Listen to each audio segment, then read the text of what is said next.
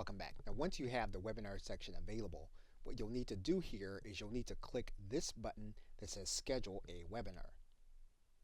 The process is going to be very similar to creating a meeting. So you're going to write in all of your identifying information. Once you've determined the time and duration, you can then determine if it's going to be recurring or if it's going to be one time. You can require registration. You can also determine whether the host and panelists will have video.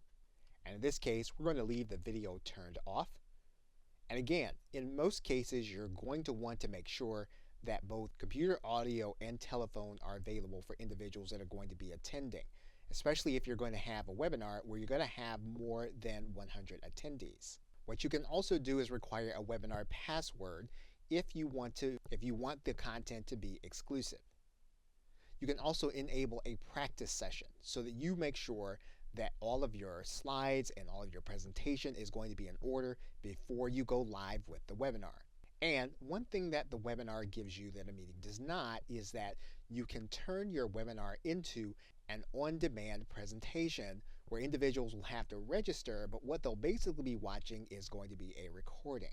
Once you have your settings the way you want them, you can then click the Schedule button. Now, once you've scheduled your call, you're going to want to scroll down and you're going to have other settings to work with. You need to customize your email settings, including the invitation email to your panelists, emails to your registrants, your panelists, and attendees. You can do all of that in this email settings section. There's also a branding tab. So using the branding tab, you'll be able to display your banner at the top of your invitation page. You'll also be able to upload your logo. If you want to add in information about at least 3 speakers, you can do that here in this section, including their photo, their name, their title, and their organization and bio. You can also customize your post-attendee URL. So for example, we can click this edit button, and what we can do is we can create a custom URL for the individuals to attend the webinar once it's complete. And we can make it easy to share on social media. If we click this edit button, we can write in our message for the webinar to be shared on social media. There's a tab for polls.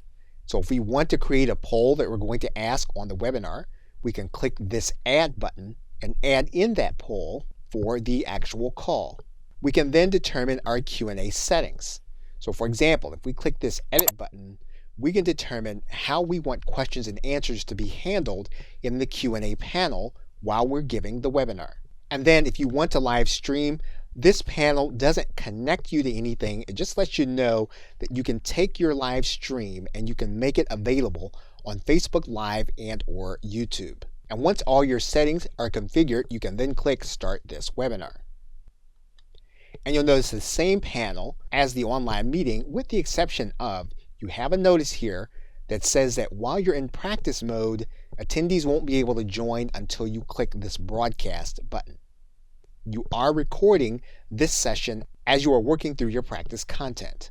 You'll then have available to you your invitation URL, as well as the ability to invite others by clicking this button. What you'll notice are all the same tools that you had available to you. You'll also see the Q&A tab, as well as the polls tab. And you'll also see in this More section that you can connect to Facebook as well as YouTube. Okay, so with that, thanks, and I will see you in another video.